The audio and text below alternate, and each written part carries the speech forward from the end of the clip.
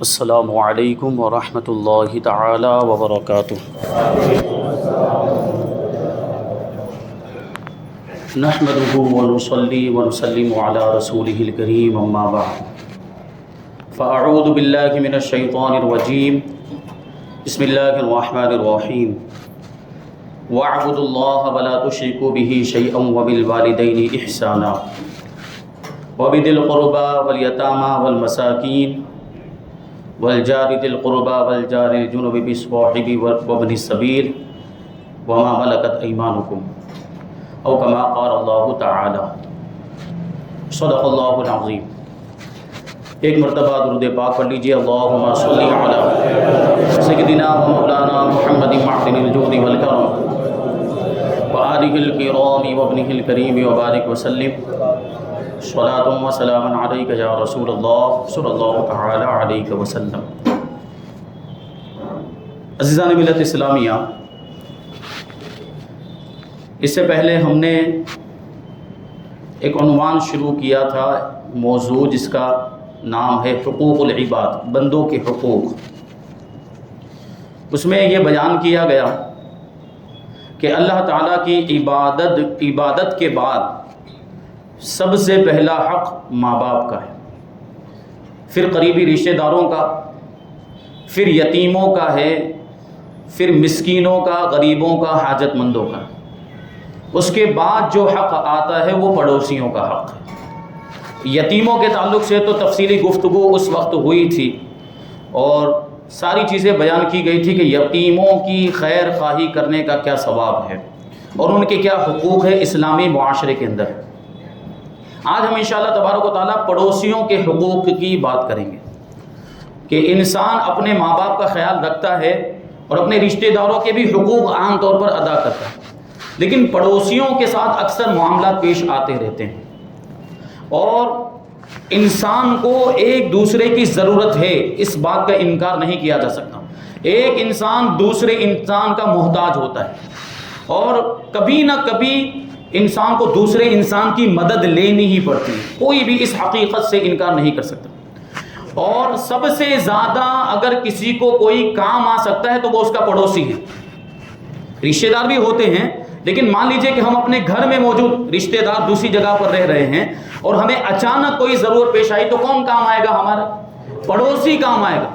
اور بسا اوقات ایسا ہوتا ہے کہ سب سے زیادہ نقصان پہنچنے کا اندیشہ بھی اسی کی طرف سے ہوتا ہے، کیونکہ وہ قریب میں رہتا ہے کہ اگر وہ ہمیں نقصان پہنچانا چاہے گا تو نقصان بھی آسانی کے ساتھ پہنچا سکتا ہے کہ نہیں پہنچا سکتا۔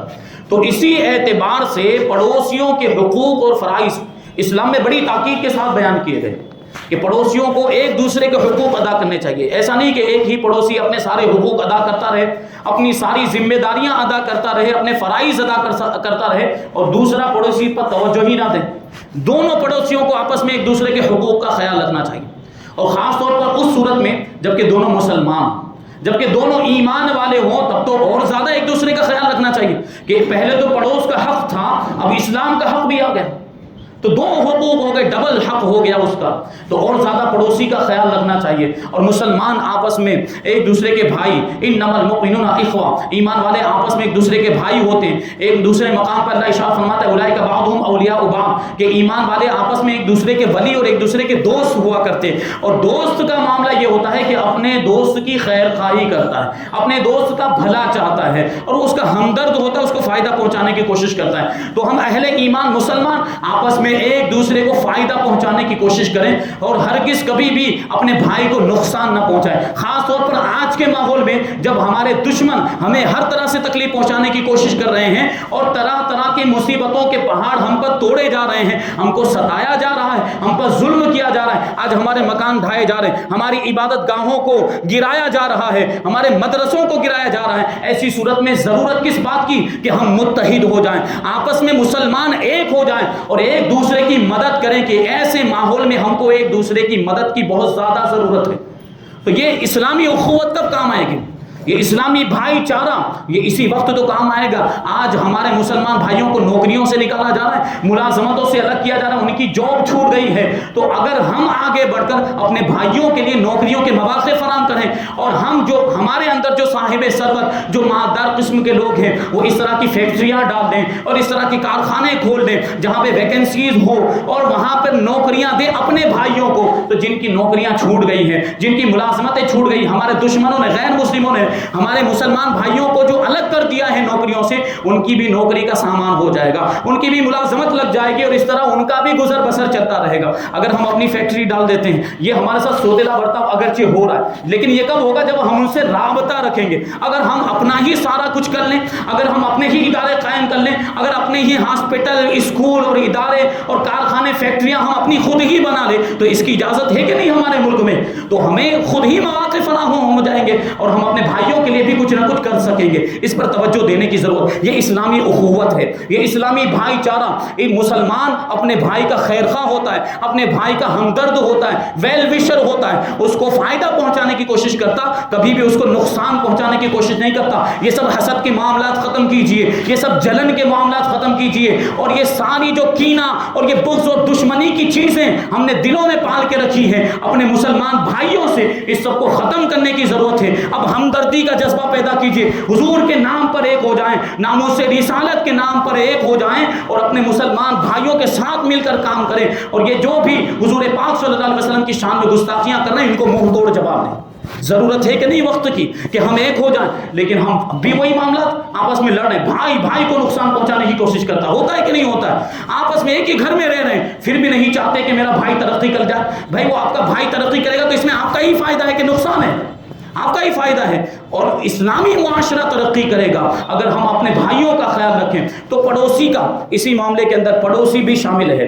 پڑوسی ہے, یتیم ہے, ہمارے مسلمانوں میں خاص طور پر جو یتیم ہوں, جو غریب ہوں, حاجت مند ہوں, اور ہمارے رشتہ دار, ان سارے لوگوں کا اگر ہم خیال رکھیں گے تو اسلامی معاشرہ ترقی کرے گا. یہ سب اسلامی اخوت میں شامل. ان سارے لوگوں کے حقوق کا خیال رکھنا یہ اسلامی اخوت میں آتا ہے, اور اسلام نے ان سب کے حقوق بیان کیے. اللہ کے رسول صلی اللہ علیہ وسلم پڑوسی کے حقوق کے تعلق سے ارشاد فرماتے ہیں کہ وہ شخص جو اللہ پر, وہ شخص جو چاہتا ہے کہ اللہ اور رسول اس سے محبت کرے, یا جو اللہ اور رسول سے محبت کا دعویٰ کرتا ہے, اسے اپنے پڑوسی کے حقوق ادا کرنے چاہیے. اور ایک دوسری روایت میں اللہ کے رسول صلی اللہ علیہ وسلم نے ارشاد فرمایا کہ اس رب کی قسم جس کے قبضے قدرت میں میری جان ہے, جو بھی اپنے پڑوسی سے حقوق, اپنے پڑوسی کے حقوق ادا کرتا ہے, یہ وہی کرتا ہے جس کو اللہ تعالیٰ توفیق عطا فرماتا ہے. یعنی پڑوسی کے حقوق ادا کرنے کی توفیق اسی کو ملتی ہے جس کے شامل حال اللہ کی رحمت ہوا کرتی ہے. پڑوسی کے حقوق ادا کرنے کا بڑا ثواب ہے, بڑی فضیلت.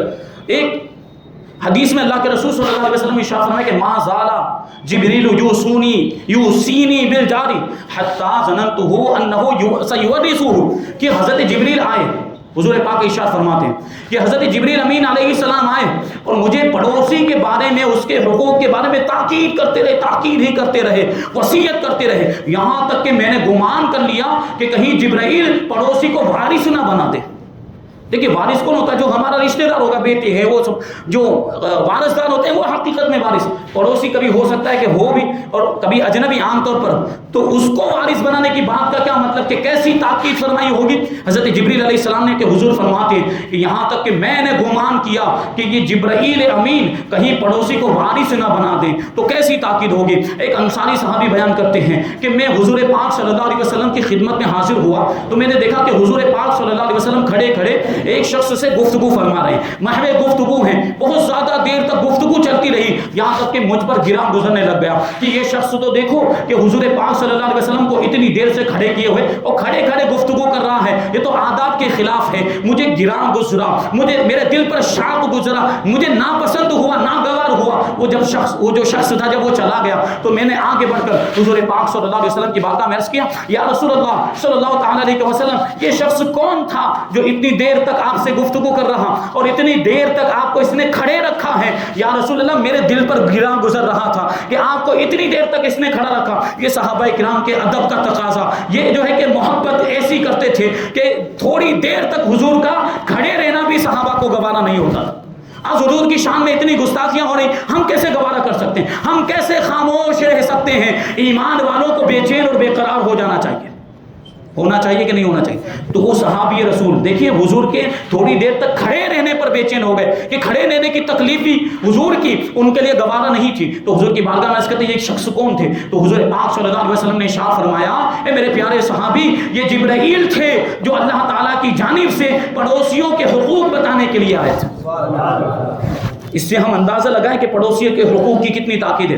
اسی وجہ سے اسلام نے بڑے حقوق بیان کیے ہیں، اور حسن سلوک، پڑوسیوں کے ساتھ اچھا برتاؤ کرنا، اس میں بہت وسعت ہے، بہت ساری چیزیں اس میں آ سکتی، لیکن حدیثوں کی روشنی میں 10 چیزیں میں بیان کروں گا کہ پڑوسی کے ساتھ کیسا سلوک کرنا چاہیے. پہلے نمبر پر یہ ہے کہ اگر اسے کسی بھی طرح کی مدد کی ضرورت پڑ جائے تو ہمیں اس کی مدد کرنے کی ہر ممکن کوشش کرنی چاہیے. اگر وہ ادھار مانگے تو اسے ادھار دینا چاہیے، اور اگر وہ بیمار پڑ جائے تو اس کی تیماردانی کرنی چاہیے، اس کی عیادت کرنی چاہیے، اس کی حالت معلوم کرنے کے لیے جانا چاہیے. اور اگر وہ بھوکا ہو، اگر وہ محتاج ہو تو اس کی دستگیری کرنی چاہیے، اس کو کھانا پہنچانا چاہیے اور اس کی محتاجی کو دور کرنا چاہیے. اللہ کے رسول صلی اللہ علیہ وسلم ارشاد فرماتے ہیں، لیس المؤمن الذی یشبع وجارہ جائع الی جنبہ، کہ وہ شخص کامل مومن ہو ہی نہیں سکتا کہ وہ خود تو پیٹ بھر کے کھا لے اور اس کا پڑوسی اس کے پہلو میں بھوکا رہ جائے. یہ ایمان والوں کی شان نہیں ہوتی. ایمان والا تو اپنے پڑوسی کا خیال رکھتا ہے. اسی لیے تو ایک حدیث پاک میں اللہ کے رسول صلی اللہ علیہ وسلم نے ارشاد فرمایا کہ جب تم میں سے کوئی بازار سے گوشت خرید کر لائے اور ہانڈی پکانے لگ جائے، یعنی سالن تیار کرنے لگ جائے، تو وہ سالن میں شوربہ زیادہ کر دے اور اپنی ضرورت سے زیادہ شوربہ بنائے، اور اس شوربے کا تھوڑا حصہ، کچھ چمچ اس میں سے لے کر اپنے پڑوسی کو بھی بھیج دیا کرے. پتہ نہیں اس کے گھر میں چولہا جلا ہے کہ بھی نہیں جلا، اس کا خیال ہمیں رکھنا ہے. اور پھر آگے فرماتے ہیں حقوق بیان کرتے ہوئے کہ جب وہ بیمار پڑ جائے تو اس کی بیمار پرسی کرنی چاہیے، اور اگر اس کو کوئی خوشی مل جائے، اس کو کوئی نعمت مل جائے تو اس کو مبارکبادی دینا چاہیے، اس کی خوشی میں شامل ہونا چاہیے. اور جب اس پر کوئی مصیبت آ جائے تو اس کی دلجوئی کرنی چاہیے، اس کو تسلی دینی چاہیے، اس کو دلاسا دینا چاہیے. اور جب خدا نخواستہ اس کا انتقال ہو جائے تو اس کے جنازے میں شریک ہونا چاہیے. اور ایک بہت اہم چیز آگے حقوق کے اندر بیان کی جا رہی، توجہ دینے کی ضرورت ہے. فرماتے ہیں کہ اپنی عمارت کو پڑوسی کی اجازت کے بغیر اتنی اونچی نہیں کرنی چاہیے،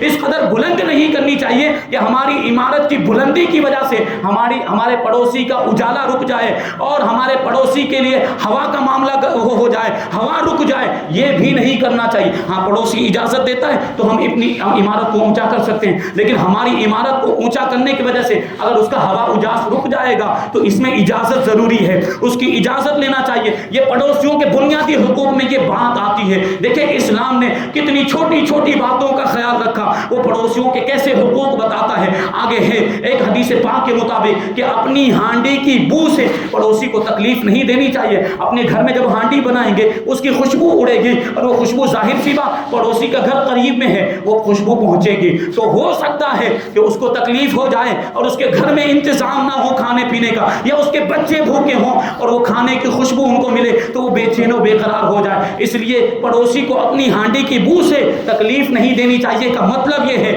کہ اپنے کھانے میں سے جو بھی ہم نے اپنے گھر میں تیار کرایا ہو وہ کچھ کھانا اپنے پڑوسی کے لیے ہدیے کے طور پر اور تحفے کے طور پر بھیج دینا چاہیے. اور پھر یہاں تک فرمایا گیا کہ اگر ہم بازار سے فروٹ خرید کر لائیں، اگر ہم پھل خرید کر لائیں تو اس میں سے پھل بھی اپنے پڑوسی کے بچوں کے لیے بھیجنا چاہیے. اور اگر ہم اتنی طاقت نہیں رکھتے، کبھی ایسے معاملات ہوتے ہیں کہ پھل ہم نے اپنے لیے خریدا اور وہ پھل اتنی مقدار میں ہے ہی نہیں کہ ہم اس میں سے نکال کر اپنے پڑوسی کے لیے بھیجیں، اور ہم نہیں بھیجنا چاہتے تو ایسی صورت میں چھپا کر گھر میں لے جانا چاہیے. دیکھیں اسلام کتنی تاکید فرما رہا ہے. پھل ہم بازار سے خرید کر لائے اور پڑوسی کو دینے کی طاقت نہیں ہے تو پھر چھپا کر گھر میں لے جانا چاہیے کہ کہیں پڑوسی کے بچے دیکھ لیں گے کہ ہمارے پڑوسی انکل یہ فروٹ لے کر آئے ہیں، یہ پھل لے کر آئے ہیں، اور ہمارے والد صاحب ہمیں پھل نہیں کھلاتے، ہمیں فروٹ لا کر نہیں دیتے، تو ان کے بچوں کو تکلیف ہوگی. دیکھیں بچوں کی تکلیف کا بھی اسلام میں اتنا لحاظ کیا گیا اور پڑوسیوں کے حقوق کا اتنا خیال کیا گیا ہے کہ پھل بھی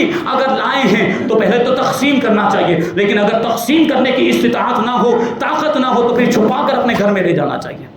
یہ اسی طرح جو بھی دوسری بھی چیزیں ہم اپنے بچوں کے لیے لے کر جا رہے ہوں، چاکلیٹس ہو یا مٹھائی ہو، جو بھی ہم اپنے بچوں کے لیے لے کر جا رہے ہیں تو پڑوسیوں کے بچوں میں شیئر کرنا چاہیے، اور اگر ہم پڑوسیوں کے بچوں کو نہیں دینا چاہتے تو پھر چھپا کر لے کر جانا چاہیے، کہ وہ بچے اگر غریب ہوں گے، ان کو یہ چیزیں میسر نہیں ہوں گی تو ان کے دل کو چوٹ لگے گی، ان کے دل کو تکلیف پہنچے گی۔ اسلام دیکھیں ہمیں کیسی تعلیم دیتا، تو پڑوسیوں کے حقوق کا ہمیں خیال رکھنا ہے، اور پڑوسیوں کے تعلق سے اللہ کے رسول صلی اللہ علیہ وسلم نے ارشاد فرمایا کہ پڑوسی کو دینی تعلیم بھی دینی چاہیے۔ وہ پڑوسی جو دینی تعلیم حاصل نہیں کرتے ان کے لیے حکم ہے کہ وہ اپنے پڑوسیوں سے دینی تعلیم حاصل کرے، یعنی آپ کے پڑوس میں اگر کوئی عالم دین ہے، دین کے جانکار موجود ہیں، تو ان سے دینی سمجھ حاصل کرنی چاہیے، دین کے معاملات سیکھنے چاہیے، اور ضروریات دین کی تعلیم حاصل کرنی چاہیے، ضروری مسائل پوچھنے چاہیے۔ آج ہم دیکھتے ہیں کہ کسی محلے کے اندر کوئی عالم صاحب ہے، کوئی مفتی صاحب، ان کے پڑوسی موجود ہیں لیکن ان سے کوئی فائدہ حاصل نہیں کرتے، بلکہ بسا اوقات ہم نے یہ دیکھا ہے کہ عالموں کے لوگ دشمن بن جاتے ہیں، مفتیوں کے لوگ دشمن بن جاتے ہیں۔ ارے اللہ کے بندوں، یہ وہی عالم صاحب ہیں جن کی برکت سے پورے محلے پر اللہ کی رحمت نازل ہوتی، اور تم نے ان کو دشمن بنایا ہوا ہے دنیاوی معاملات کو لیتے ہوئے، اور مال و دولت اور دنیا داری کے چکر میں۔ یہ عالم دین ہوتے ہیں جن کی وجہ سے اللہ تبارک و تعالیٰ پوری بستیوں سے عذاب کو اٹھا لیا کرتا ہے۔ تو علماء کی قدر کریں، ان سے فائدہ حاصل کریں، آپ کے پڑوس میں ہیں، آپ کے محلے میں ہیں، جا کر ان سے دینی معلومات حاصل کریں، مسائل سیکھیں، یہ ہمیں اسلام تعلیم دیتا۔ قبیلہ اشعار کو حضور پاک صلی اللہ علیہ وسلم نے اس کی تاکید فرمائی اور ان کو حکم دیا حضور نے کہ تم اپنے پڑوسیوں کو دینی سمجھ دو، دینی تعلیم دو، اور 1 سال کی مدت ان کے لیے متعین فرمائی تھی کہ 1 سال کے اندر سارے معاملات طے ہو جانے چاہیے اور سارے دین کے مسائل تم ان کو سکھا دو، یہ حضور نے تاکید فرمائی۔ پھر پڑوسی ہے تو پڑوسی کی جان کی بھی حفاظت ہمیں کرنی چاہیے۔ اللہ کے رسول صلی اللہ علیہ وسلم نے ارشاد فرمایا کہ وہ کامل مومن نہیں ہو سکتا جب تک کہ وہ اپنے پڑوسی کے لیے وہی پسند نہ کرے جو وہ اپنے لیے پسند کرتا ہے۔ آدمی اپنے لیے جو بھی پسند کرتا ہے، اپنی جان کی حفاظت کرتا ہے کہ نہیں، تو پڑوسی کی جان کی بھی حفاظت کرنی چاہیے۔ ہمارے یہاں تو ہم دیکھتے ہیں جھگڑے آئے دن ہو رہے ہیں، پڑوسیوں کے ساتھ جھگڑے ہو رہے، بسا اوقات مار پیٹ تک نوبت آ جاتی، اور کچھ معاملات تو ایسے پیش آتے خبروں میں ہم دیکھتے ہیں کہ ایک پڑوسی نے ایک پڑوسی کو چھوٹے سے معاملے میں قتل بھی کر دیا۔ اللہ کے رسول صلی اللہ علیہ وسلم ارشاد فرماتے ہیں قیامت کی نشانیوں میں سے یہ ہے کہ لوگ اپنے پڑوسیوں کو قتل کریں گے، جبکہ پڑوسیوں کے کتنے حقوق تاکید کے ساتھ بیان کیے گئے۔ اب بدنگاہی کے معاملات ہوتے ہیں، بے حیائی کے معاملات، پردہ نہیں کیا جا رہا، اور پھر یہ ہے کہ دوسرے پڑوسی کی جو خواتین ہیں، پردہ نشین مائیں بہنیں ہیں، ان پہ غلط نظر ڈالی جاتی ہے، اور معاذ اللہ بسا اوقات تو بات بہت آگے تک بھی پہنچ جاتی، زناکاری تک کے بھی معاملات پیش آ جاتے ہیں۔ اللہ کے رسول صلی اللہ علیہ وسلم نے ارشاد فرمایا کہ کوئی شخص 10 عورتوں سے زنا کرے، یہ اس سے آسان ہے کہ اپنے پڑوسی کی بیوی سے زنا کرے۔ زنا کرنا کوئی یہ ہلکا پھلکا گناہ نہیں، گناہ کبیرہ میں اس کا شمار ہوتا ہے، لیکن اللہ کے رسول کا ارشاد فرماتے ہیں کہ کوئی 10 عورتوں سے زنا کرے وہ اس پر اس سے آسان ہے کہ اپنے پڑوسی کی بیوی سے زنا کرے۔ تو پڑوسیوں کی عصمت کا، ان کی عزت کا بھی خیال رکھنا ہے ہمیں، ان کی ماں و بہنوں پر غلط نظر نہیں ڈالنی، بلکہ اگر کوئی غلط نظر ڈالتا ہو تو اسے روکنا چاہیے، یہ ہماری ذمہ داری بنتی۔ پھر ان کے مال کی بھی حفاظت کریں، اگر وہ کہیں چلے جاتے ہیں تو ان کے گھر کا خیال رکھیں، ان کے مال کا، ان کے اسباب کا خیال رکھیں، یہ ہم پڑوسی ہونے کی حیثیت سے ہماری ذمہ داری۔ اللہ کے رسول صلی اللہ علیہ وسلم نے ارشاد فرمایا کہ کوئی شخص 10 گھروں میں چوری کرے وہ اس پر اس سے آسان ہے کہ وہ اپنے پڑوسی کے گھر میں چوری کرے۔ تو چوری کرنے سے تو منع فرمایا ہی گیا، ساتھ میں ہمیں اس کی حفاظت بھی کرنی۔ پھر آزادی کا بھی خیال رکھنا ہے، وقت کم اس لیے جلدی آگے بڑھ رہا ہوں۔ آزادی کا بھی خیال رکھنا ہے، یعنی اگر کسی وجہ سے بے قصور ہمارا پڑوسی قید کر دیا جائے، جیل میں چلا جائے، تو ہمیں اس کو چھڑانے کی کوشش کرنی چاہیے۔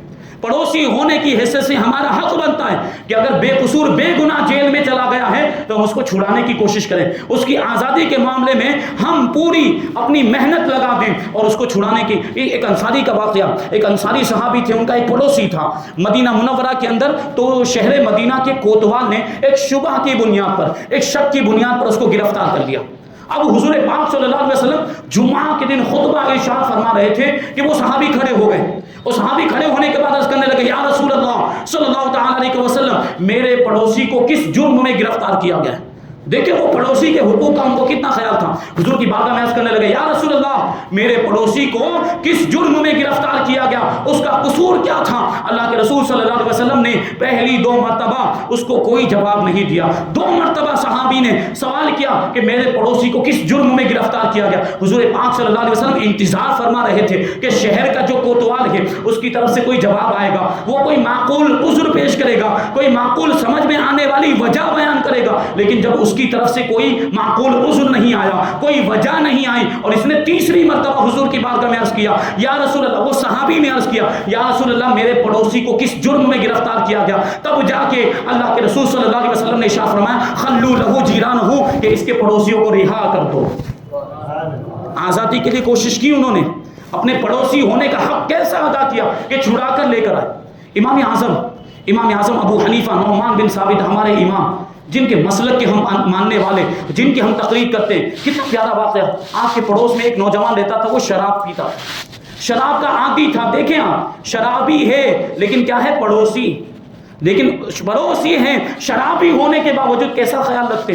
اور وہ شرابی جو تھا وہ روزانہ رات کو شراب کے نشے میں دھت ہو کر ایک شعر پڑھا کرتا تھا کہ لوگوں نے ایک نوجوان کو ضائع کر دیا. لوگوں نے کیسے, اپنے بارے میں کہتا کہ لوگوں نے کیسے نوجوان کو ضائع کر دیا, کیسے لوگوں نے مجھ کو ایسے تناور نوجوان کو جو ہے کہ ضائع کر دیا, کڑیل نوجوان کی انہوں نے پرواہ نہیں کی. یعنی لوگوں کو وہ تانا دیا کرتا تھا. ایک دن کیا ہوا, حضرت امام اعظم ابو حنیفہ رضی اللہ تعالیٰ عنہ کو اس کی آواز سنائی نہیں دی. جو روز یہ شعر پڑھا کرتا تھا اس دن اس کے اس شعر پڑھنے کی آواز نہیں آئی, جس سے امام اعظم مانوس ہو چکے تھے. تو اس کی حالت دریافت کرنے کے لیے گئے, پوچھنے گئے, پتا چلا کہ شہر کے کوتوال نے اس کو گرفتار کر لیا ہے. اب امام اعظم ابو حنیفہ رضی اللہ تعالیٰ عنہ دیکھیں, اگر یہ سوچتے کہ وہ تو شرابی ہے, کیا ضرورت ہے وہاں جانے کی اور اس کی جو ہے کہ سفارش کرنے کی. لیکن امام اعظم ابو حنیفہ رضی اللہ تعالیٰ عنہ کوتوال کے پاس گئے اس کی حالت دریافت کرنے کے لیے. لیکن شہر کے کوتوال نے جب دیکھا کہ امام اعظم خود تشریف لائے ہیں اور صرف آپ کے آنے کی وجہ سے, آپ کی آمد کی وجہ سے کوتوال نے اس شرابی کو رہا کر دیا. یہ پڑوسیوں کے حقوق کا خیال دیکھتے چلے. اب یہاں پر بات ختم نہیں ہو جاتی, آگے والی جو بات آ رہی اس سے بھی زیادہ دلچسپ ہے. امام اعظم ابو حنیفہ رضی اللہ تعالیٰ عنہ جب اسے واپس لے کر آنے لگے تو راستے میں اس نوجوان سے کیا ارشاد فرماتے ہیں. امام اعظم رضی اللہ تعالیٰ عنہ کہتے ہیں کہ تم تو کہا کرتے تھے کہ ہم نے تمہیں ضائع کر دیا, لوگوں نے مجھے ضائع کر دیا. کیا ہم نے تمہیں ضائع ہونے دیا؟ تم تو گرفتار ہو گئے تھے, تمہیں بچا کر کون لایا ہے بتاؤ. تم کہا کرتے, تمہارا دعویٰ یہ تھا کہ لوگوں نے میرا خیال نہیں کیا, لوگوں نے مجھے ضائع کر دیا, اور معاملہ یہ ہے کہ میں تمہیں کوتوال سے بچا کر لا رہا ہوں. امام اعظم ابو حنیفہ کا یہ سلوک جب اس نے دیکھا ہے تو شراب نوشی سے اس نے توبہ کر لی اور پاک دامنی کی زندگی بسر کرنے لگ گیا. یہ بزرگوں کے عمل کا اثر ہوتا ہے. تو پڑوسیوں کے حقوق کا ہمیں ایسا خیال رکھنا ہے اور پڑوسیوں کو ستانا نہیں, ان کو تکلیف نہیں دینی. اور اگر کوئی پڑوسی ہمیں تکلیف دیتا ہے تو ہمیں اس پر صبر کرنا چاہیے, ہمیں بدلہ نہیں لینا چاہیے, انتقام کا جذبہ نہیں ہونا چاہیے. بدلہ لیں گے تو پھر ہم میں اور اس میں کیا فرق رہ جائے گا. تو پڑوسیوں کے حقوق ادا کریں, پڑوسیوں کا ہر اعتبار سے خیال رکھیں. نزہۃ المجالس کے اندر ایک بہت پیارا واقعہ, ایک اللہ کے نیک بندے کا واقعہ ذکر کیا گیا کہ ان کے گھر میں بہت زیادہ چوہے ہو گئے تھے. ہوتا ہے نا بسا اوقات ہمارے گھروں میں بھی چوہے ہو جاتے. تو وہ گئے ایک شخص کے پاس اور چوہوں کی شکایت کی کہ اتنے زیادہ چوہے ہو گئے تو مجھے کیا کرنا چاہیے. تو سامنے والے شخص نے جواب دیا کہ آپ ایک بلی پال لیجیے, گھر میں ایک بلی رکھ لیجیے کہ بلی کے ڈر سے جو چوہے وہ بھاگ جائیں گے. ہوگا وہ چوہے کیا ہو جائیں گے, بھاگ جائیں گے. تو وہ اللہ کے نیک بندے کیا جواب دیتے, وہ ارشاد فرماتے کہ اگر میں اپنے گھر میں بلی رکھوں گا تو ممکن ہے کہ بلی کے ڈر سے وہ چوہے بھاگ کر میرے پڑوسی کے گھر میں چلے جائیں گے اور یہ بات مجھے نامنظور ہے. سوچیے کتنا خیال رکھتے تھے وہ اپنے پڑوسیوں کا. اور ہم اور آپ کیا کر رہے ہیں, اس پر ہمیں توجہ دینے کی ضرورت ہے. تو آپس میں محبت پیدا کریں, ایک دوسرے سے محبت کریں, ایک دوسرے کو فائدہ پہنچانے کی کوشش کریں. وقت چونکہ اب کم ہو گیا ہے اس کا لحاظ کرنا پڑتا ہے, اس لیے یہیں پر گفتگو کو ختم کی جاتی. اللہ تبارک و تعالیٰ کی بارگاہ میں دعا کرتے ہیں اللہ تبارک و تعالیٰ ہم سب کو پڑوسیوں کے حقوق ادا کرنے کی توفیق عطا فرمائے, اپنے بھائیوں کے حقوق ادا کرنے کی توفیق عطا فرمائے. ہم سب کے دلوں میں ایک دوسرے کے لیے محبت پیدا فرمائے اور ایک دوسرے کو فائدہ پہنچانے کی توفیق عطا فرمائے اور خیر خواہی کا اور ہمدردی کا جذبہ ہم سب کے دلوں میں پیدا فرمائے. وما علینا الا البلاغ. السلام علیکم. ایک